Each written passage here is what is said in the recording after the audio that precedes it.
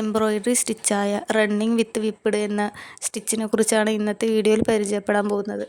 First നമുക്ക് stitch ബോർഡിൽ ചെയ്യാം. അതിനായി ആദ്യം സ്റ്റിച്ച് ബോർഡിൽ ഇതുപോലെ ഒരു ലൈൻ വരച്ചു കൊടുക്കാം. ലൈൻ വരഞ്ഞു കഴിഞ്ഞതിന് ശേഷം ഏതെങ്കിലും ഒരു കളർ നൂലെടുക്കുക. ഞാനിവിടെ ബ്ലൂ കളർ ത്രെഡാണ് എടുത്തിരിക്കുന്നത്. ഇനി സൂചിയിൽ കോർത്ത ത്രെഡിൻ്റെ ഒരറ്റത്ത് മാത്രം കെട്ടിട്ട് കൊടുക്കുക. ഇനി നമുക്ക് റണ്ണിങ് സ്റ്റിച്ച് ചെയ്യാം. കഴിഞ്ഞ ക്ലാസ്സിൽ നമ്മൾ റണ്ണിങ് സ്റ്റിച്ച് ചെയ്ത് 3 എഴുന്നൂൽ ഉപയോഗിച്ചാണ്. അതുപോലെ തന്നെ ഇതിലും 3 എഴുന്നൂൽ ഉപയോഗിച്ച് തന്നെയാണ് ചെയ്യേണ്ടത്. റണ്ണിങ് സ്റ്റിച്ച് ചെയ്യുമ്പോൾ എല്ലാ സ്റ്റിച്ചും ഒരേ അകലത്തിലായിരിക്കാൻ പ്രത്യേകം ശ്രദ്ധിക്കണം. സ്റ്റിച്ചും ഗ്യാപ്പും ഒരേ അകലത്തിലായിരിക്കണം.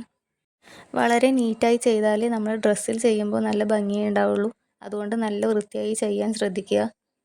ഇപ്പോൾ നമ്മൾ ചെയ്യുന്നത് റംഗോലി ത്രെഡ് ഉപയോഗിച്ചാണ്. നമ്മൾ ഡ്രസ്സിൽ ചെയ്യുന്ന സമയത്ത് ആങ്കർ ത്രെഡ് ഉപയോഗിക്കണം. നമ്മളിവിടെ റണ്ണിങ് സ്റ്റിച്ച് ചെയ്ത് കഴിഞ്ഞു. ഇനി സൂചി താഴേക്ക് ഇറക്കി കെട്ടിട്ട് കൊടുക്കാം. ഇനിയാണ് നമ്മൾ വിപ്പ്ഡ് ചെയ്യാൻ പോകുന്നത്. വിപ്പ്ഡ് ചെയ്യാൻ ത്രെഡ് എടുക്കുമ്പോൾ കോൺട്രാസ്റ്റ് കളർ എടുക്കാൻ ശ്രദ്ധിക്കുക. ഞാനിവിടെ വിപ്പ്ഡ് ചെയ്യാൻ യെല്ലോ കളറാണ് ഉപയോഗിച്ചിരിക്കുന്നത്. ഇനി നമ്മൾ ആവശ്യത്തിനുള്ള നൂലെടുത്ത് അത് 3/7 നൂലാക്കി സൂചിയിൽ കോർത്ത് കൊടുക്കാം. നൂലിൻ്റെ ഒരു ഭാഗത്ത് മാത്രം നമുക്ക് കെട്ടിട്ട് കൊടുക്കാം. റണ്ണിങ് സ്റ്റിച്ച് ചെയ്ത അതേ ഭാഗത്ത് തന്നെയാണ് വിപ്പ്ഡ് ചെയ്യാനായിട്ട് നമ്മൾ നൂല് പൊക്കിയെടുക്കേണ്ടത്. ശേഷം താഴെ നിന്ന് മുകളിലേക്ക് സ്റ്റിച്ചിൻ്റെ ഇടയിലൂടെ സൂചി കടത്തിവിടുക. ഇനി ഇതുപോലെ തന്നെ അടുത്ത സ്റ്റിച്ചിലും താഴെ നിന്ന് മുകളിലേക്ക് സൂചി കടത്തിവിടണം. ഇങ്ങനെ എല്ലാ സ്റ്റിച്ചിലും താഴെ നിന്ന് മുകളിലേക്ക് വേണം സൂചി കടത്തിവിടാൻ. തുണിയിൽ തട്ടിക്കാതെ വേണം ചുറ്റിയെടുക്കാൻ. ഓരോ റണ്ണിങ് സ്റ്റിച്ചിൻ്റെ ഇടയിലൂടെയും ഇതുപോലെ യെല്ലോ ത്രെഡ് ചുറ്റിയെടുക്കുക. ഇതൊരു ഔട്ട്ലൈൻ സ്റ്റിച്ചാണ്. അപ്പോൾ ഇതും ചെയ്ത് കഴിഞ്ഞു. ഇനി നമുക്ക് കെട്ടിട്ട് കൊടുക്കാം.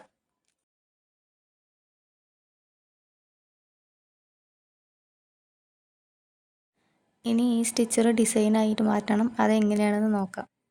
അതിന് നമുക്കൊരു ക്ലോത്ത് വേണം. ഞാനിവിടെ ഇപ്പോൾ ക്ലോത്തിൽ ഡിസൈൻ വരച്ച് കഴിഞ്ഞു.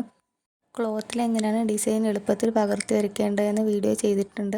ആ വീഡിയോ കണ്ടാൽ നിങ്ങൾക്ക് കറക്റ്റായിട്ട് മനസ്സിലാവും.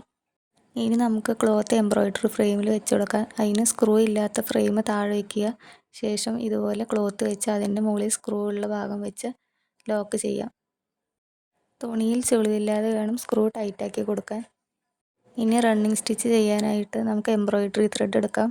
ഇനി 3 നൂലാക്കി ഒരു ഭാഗത്ത് നമുക്ക് കെട്ടിട്ട് കൊടുക്കാം. അപ്പോൾ നമുക്കിനി ആദ്യം ചെയ്യേണ്ടത് റണ്ണിങ് സ്റ്റിച്ചാണ്.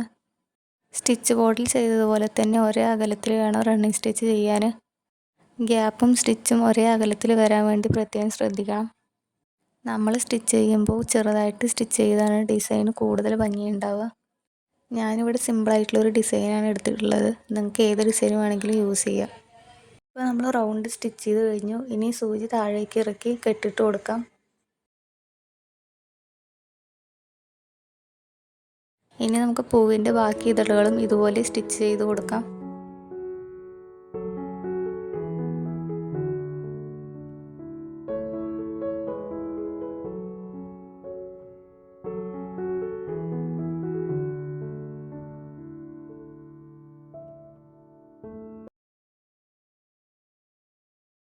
അപ്പോൾ നമ്മളിവിടെ റണ്ണിങ് സ്റ്റിച്ച് ചെയ്ത് കഴിഞ്ഞു. ഇനി നമുക്ക് കെട്ടിട്ട് കൊടുക്കാം. ഇനി വിപ്പ്ഡ് ചെയ്യാം. അതിന് വേറെ കളർ നൂലെടുത്ത് സൂചിയിലൂടെ കടത്തിവിടാം. ശേഷം നൂലിൽ ഒരു ഭാഗത്ത് മാത്രം കെട്ടിട്ട് കൊടുക്കാം. നേരത്തെ സ്റ്റിച്ച് ബോർഡിൽ ചെയ്തതുപോലെ തുണിയിൽ തട്ടിക്കാതെ വേണം ചെയ്യാൻ. എംബ്രോയിഡറി സ്റ്റിച്ചുകളിൽ വളരെ എളുപ്പമുള്ള സ്റ്റിച്ചുകളിൽ ഒരു സ്റ്റിച്ചാണ് റണ്ണിങ് വിത്ത് വിപ്പ്ഡ്. താഴെ നിന്ന് മുകളിലേക്കായി ഓരോ റണ്ണിങ് സ്റ്റിച്ചിൻ്റെയും ഇടയിലൂടെയാണ് വിപ്പ്ഡ് ചെയ്യേണ്ടത്. പൂവിൻ്റെ നടുവിൽ റൗണ്ട് ചെയ്ത് കഴിഞ്ഞു. ഇനി സൂചി താഴേക്ക് ഇറക്കി കെട്ടിട്ട് കൊടുത്തതിന് ശേഷം മാത്രമേ അടുത്ത ഇതൾ ചെയ്യാൻ പാടുകയുള്ളൂ. ശേഷം ബാക്കി ഇതളുകളിലും ഇതുപോലെ ചെയ്തു കൊടുക്കാം.